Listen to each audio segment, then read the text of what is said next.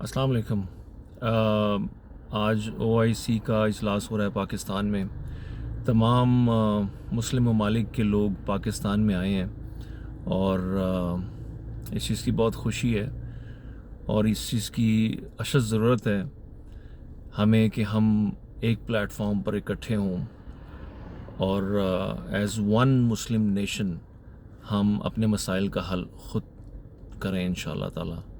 ہمیں امریکہ کی ضرورت نہیں ہے، ہمیں آسٹریلیا کی ضرورت نہیں ہے، ہمیں کسی ملک کی ضرورت نہیں ہے۔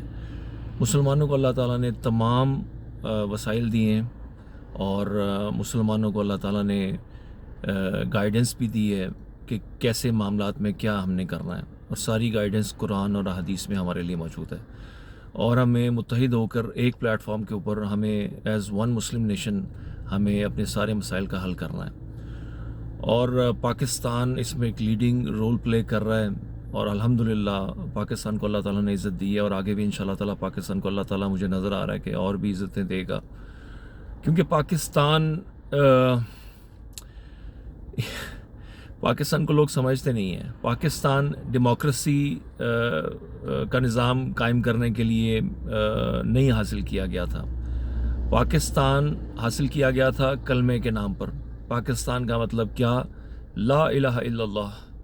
پاکستان کے لیے جو لوگوں نے قربانیاں دی ہیں، جو لاکھوں لوگوں نے اپنی جان کی قربانیاں دی ہیں، جو ہماری ماؤں بہنوں بیٹیوں کی عزتیں لوٹی گئی ہیں، اللہ اکبر، انہوں نے ڈیموکریسی کے لیے قربانیاں نہیں دی تھی، انہوں نے لا الہ الا اللہ کے نعرے کے اوپر یہ قربانیاں دی تھی۔ آج ہمیں یہ بات سمجھنی ہے، کیونکہ اب بھی ہم نہیں جاگیں گے، ہم کب جاگیں گے؟ شام کی حالت دیکھ لیں، یمن کی حالت دیکھ لیں، فلسطین کی حالت دیکھ لیں، کشمیر، برما، یہ تمام لوگ اس وقت ہماری طرف دیکھ رہے ہیں۔ سورہ نساء میں اللہ تعالیٰ فرماتے ہیں، آیت نمبر 75، کیا وجہ ہے تم ان لوگوں کے لیے جہاد نہیں کرتے جو تمہیں پکار رہے ہیں، جو مدد کے لیے پکار رہے ہیں، یہ عورتیں، یہ بچے، یہ بوڑھے؟ کیا وجہ ہے؟ اللہ اکبر۔ ہمیں آج ایک جھنڈے تلے اکٹھے ہونا ہے اور ہمیں جہاد کا نعرہ بلند کرنا ہے۔ There is no other way out۔ Kashmir جہاد کے بغیر آزاد نہیں ہو سکتا، فلسطین جہاد کے بغیر آزاد نہیں ہو سکتا۔